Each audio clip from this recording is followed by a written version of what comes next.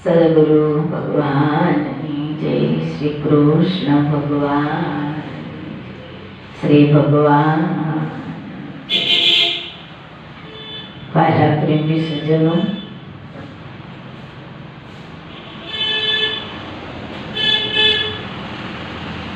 સુંદર વાત, સંતોનો પ્રેરણા, માર્ગદર્શન જીવનમાં લીધા જેવું છે.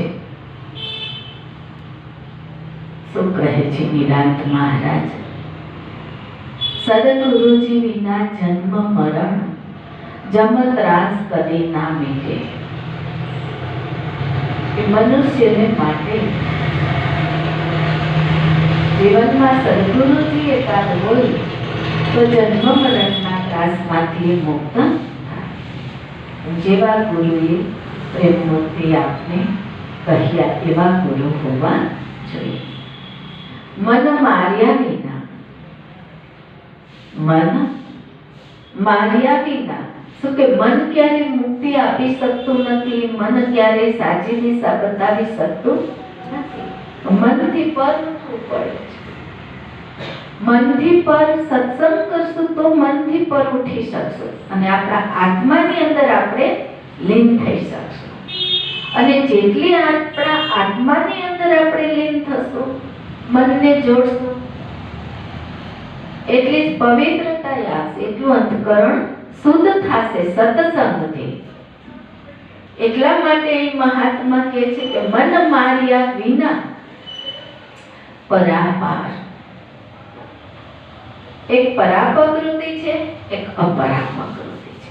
આપણું સતશાસ્ત્ર ગીતા ગ્રંથ છે, એમાં 7મા અધ્યાયની અંદર વચનામૃત છે કે જડ પૃથ્વી તેજ અગ્નિને વાયુ, મન બુદ્ધિને અહંકાર, આ મારી સ્થૂળ પ્રકૃતિ અપરા.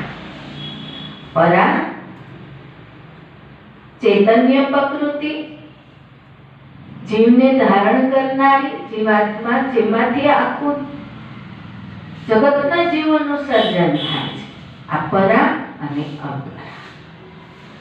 હવે પરાથી પાર જે પુરુષોત્તમ છે, એ કોઈ અનુભવની વાત છે, સાક્ષાત્કારની વાત છે. સામે એવા સમર્થ સંતોય જોઈએ. આ પ્રેમમૂર્તિ મળ્યા છે તમને તો તમને અનુભૂતિ છે. એવા ઘણા જીવો જિજ્ઞાસુ હશે, તેને મળશે. અધૂરા છે. એટલે અહીંયા વાત કરે છે કે મન માર્યા વિના, મનમાં સંકલ્પ વિકલ્પ ઉઠે, મનમાં ક્રોધ ઉઠે, મનમાં દેખાય ઈર્ષા આવે, મનમાં કુકલ્પના આવે, મનમાં ખરાબ વિચારો આવે, મનમાં અદેખા ઈર્ષા આવી જાય. હવે આ બધા કચરો કાઢીને આપણે શુદ્ધ થવું હોય તો શું જોશે?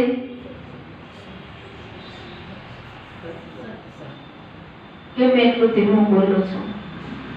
બધા ક્યારે નાટું થાવીએ તો કે ભાઈ સત્સંગ જોશે.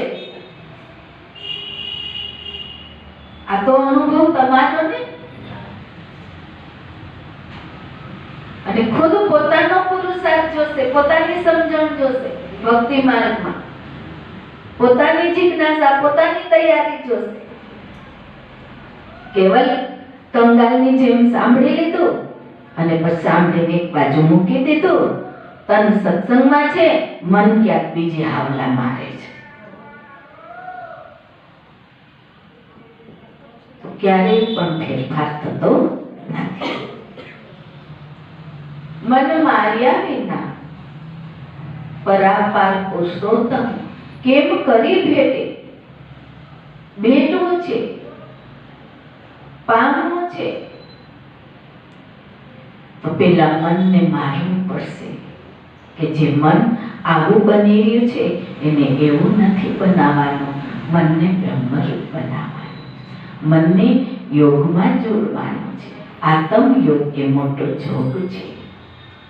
જોગ ધ્યાન જેને તમે પહેલા ઘણી વાર વાત કરે છે. જીવાત્મા જન્મે એટલે તો દેહરૂપ જ હોય, પણ શરૂઆત તો પ્રેમમૂર્તિ યોગમાં જોડશે તો જોડાઈ શકશો.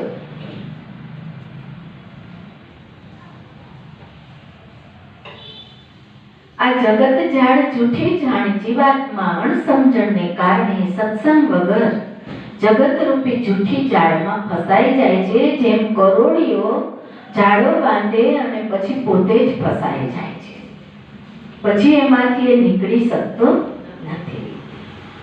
એમ જીવાત્મા પૃથ્વી ઉપર જન્મે છે, આવે છે અને જૂઠી જગત રૂપી જાળમાં ફસાઈ જાય છે. તો ઈશ્વરે સુંદર મજાની બુદ્ધિ આપી છે, મન આપ્યું છે, તો જરૂર વિચાર કરવો જોઈએ. આ જગત જાણ જૂઠી જાણી કૈર સત્સંગ શુદ્ધ હૃદયે પ્રાણી. કે પહેલા તો આપણા હૃદય મન શુદ્ધ હોવા જોઈએ, તો જ આપણે સત્સંગ સાંભળતા આનંદ લઈએ, સુખ લઈ શકીએ. નહીતર હૃદય મન જો આપણા શુદ્ધ ન હોય તો આપણે સત્સંગ સાંભળતા પીગળતા નથી. સત્સંગનો શબ્દ આપણને ભીતરમાં સ્પર્શ થતો નથી અને સત્સંગ ભાવતું પણ નથી. આપણું હૃદય મન શુદ્ધ હશે, અહંકારથી મુક્ત હશે, વિખવાદોથી મુક્ત હશે, અદેખાઈ ઈર્ષાથી મુક્ત હશે અને એકદમ હળવું ફૂલ જેવું મન હશે. આપણે ખુદ જ હળવા ફૂલ જેવા થવાનું છે. એટલા માટે અહીંયા નિરાંત મહારાજ કહે છે કે સત્સંગ શુદ્ધ હૃદયે કરો પ્રાણી. સત્સંગ કરો પણ શુદ્ધ હૃદયે પ્રાણી. લે સદગુરુ શબ્દને ઉરમાં આણી. કે જે તારા ગુરુ મહારાજે તને જ્ઞાન બતાવ્યું છે, સત્ય વચન તને આપ્યા છે, સદ માર્ગ બતાવ્યો છે, દિવ્ય દ્રષ્ટિ આપી છે, અંતર ચક્ષુ ખોલી છે, તો તું શબ્દ પારખી બન અને વચનને ઉરમાં આણી દે. બીજો કચરો ઉરમાં ન આણાય. એટલે શ્રવણ મનન નિધિ ધ્યાસન સાધક મન માટે શ્રવણ મનન નિધિ ધ્યાસન છે પોતાના સદગુરુના. અને એક નિષ્ઠા હશે તો જ તરાય છે. નિષ્ઠા આપણી ભગે તો તરી શકાતું પણ નથી ને પાર પહોંચી શકાતું પણ નથી. ગુરુજી વિના જન્મ મરણ જમત્રાસ કદી ના મટે. મન માર્યા વિના પરાપાર પુરુષોત્તમ કેમ કરી બેઠે. આ મમતા મનની પર હરીએ. જીવાત્મા જન્મે, જીવાત્મા મનને સંગે સમજણું થાય ત્યારે મારા તારાનો ભેદ આવી જાય. ત્યારે ગુરુ મહારાજનો જીવાત્મા સંગ કરે છે, સાચા સંતોનો સંગ કરે છે, ત્યારે બ્રહ્મનો ભેદ જીવાત્મા જાણી અને મનથી મમતા છૂટી જાય છે અને ક્ષમતા આવી જાય છે. એને સંસાર ત્યાગીને જવું પડતું નથી. બે જ માર્ગ છે. એક સંસારમાં રહીને પણ પામી શકાય છે, એક ત્યાગી બધાને ત્યાગી કે છે લગ્ન નથી કરતા એ પણ પામી શકે છે. પણ મળવું કોણ જોઈએ? સાચા સંતો. ભગવાન સન્મુખ હોવો જોઈએ. સંતો આપણી સન્મુખ હોવા જોઈએ. સંતોનું ભગવાનનું સાનિધ્ય હોવું જોઈએ.